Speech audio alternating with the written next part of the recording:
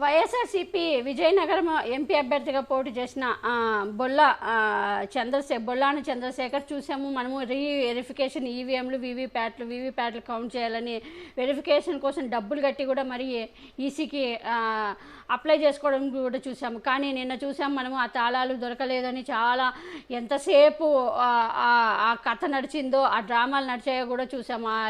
అసలు ఈ కీస్ ఎవరి దగ్గర ఉన్నాయి కూడా, గోడౌన్ కీస్ తెలీదు. కానీ తర్వాత అవి మళ్ళీ 2-3 గంటల డ్రామాల తర్వాత కీస్ తీసుకొచ్చి ఓపెన్ చేస్తే 99% దాంట్లో ఈవీఎంలో ఛార్జింగ్ ఉండడం కూడా ఎంపీగా పోటీ చేసిన చంద్రశేఖర్ గమనించడం జరిగింది. దీనిపైన కూడా మళ్ళీ కూడా అక్కడ అలాగే ఉండడంతో చాలా మోసాలు అక్కడ కూడా ఆగిపోయింది. సో ఈవీఎంలపై మా సందేహాలను ఈ ఎలక్షన్ కమిషన్ నివృత్తి చేయలేదు. ఎలక్షన్ కమిషన్ తీరుపై మేము న్యాయం కోసం మేము సుప్రీంకోర్టుకు కూడా వెళ్తామంటూ కూడా ఎంపీగా పోటీ చేసిన బొల్లాన చంద్రశేఖర్ మరి బోస్తా అప్పల్ నర్సయ్య కూడా మీడియాకు వెల్లడించారు. మరి వీళ్ళు ఎంత అసలు ఈవీఎంలో అనుమానాలు రోజు రోజుకి మనకి పెరిగిపోతున్నాయి అనేది మనకి తెలుస్తుంది. వాళ్ళు ఏం మాట్లాడారో వినండి. సుప్రీంకోర్టు గైడ్లైన్స్ ఇచ్చిందో దాని ప్రకారమే మేము ఇక్కడ రీవెరిఫికేషన్ చేస్తాం తప్పించి మీరు అడిగే క్వశ్చన్కి మేము ఆన్సర్ ఇవ్వలేమంటే మేము అపోజ్ చేస్తాం దానికి సంబంధించినంత వరకు. ఎందుకంటే మేము అడిగింది ఎందుకు బ్యాటరీ ఛార్జీ పెరిగింది, 12 అవర్స్ వర్క్ చేసింది, తర్వాత ఒక 25 days స్టాండింగ్ మోడ్లో ఉంది, మళ్ళీ ఇప్పుడు చూసినా కూడా 99% కనిపిస్తుంది. కనుక దానికి సంబంధించిన వరకు ఏమన్నా చెప్తే దానికి సంబంధించినంత వరకు కూడా సరైన ఆన్సర్ ఈసీ ఇవ్వలేకపోతుంది.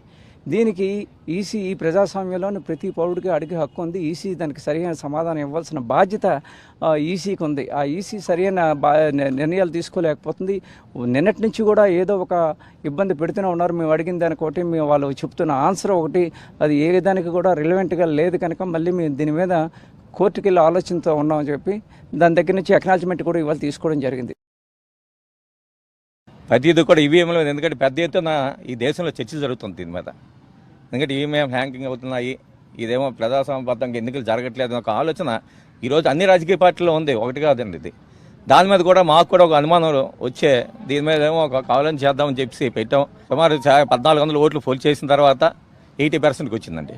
మరి 80%కి వచ్చిన తర్వాత మళ్ళీ 21 days ఉంచిన తర్వాత మళ్ళీ ఈవీఎంలు చెక్ చేయమని చెప్పి మేము కోరడం జరిగితే ఆటోమేటిక్ కొంచెం ఛార్జింగ్ తగ్గుతుంది. కాబట్టి మరి ఛార్జింగ్ తగ్గినప్పుడు కౌంటింగ్లోనేమో 99% అలాగే ఛార్జింగ్ చూపెడుతుంది బ్యాటరీ.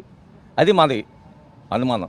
ఇది అన్నీ రాష్ట్రం అంతా దేశం అంతా కూడా ఈవీఎంల మీద అనుమానం ఉంది. కాబట్టి దీని మీద పెద్ద చర్చ జరగవలసిన అవసరం అంతేనమాట. అన్ని రాజకీయ పార్టీల్లో కూడా ఈరోజు ఈసీ కూడా దీని మీద అనుమానం నివృత్తి చేయవలసిన బాధ్యత ఉంది ఈరోజు. ఎందుకంటే మనది ప్రజాస్వామ్య దేశంలోనేమో ఓటు అనేది చాలా ప్రభుత్వమైనది మనది. కాబట్టి ఆ ఓటు వేసే వ్యక్తి నా ఓటు ఆ పార్టీకి పడిందా లేదా అని చెప్పి ఈరోజు ఆలోచన చేసినప్పుడు ఈరోజు చెప్పవలసిన బాధ్యత ఈరోజు ఎన్నికల కమిషన్కి ఉంది ఈరోజు.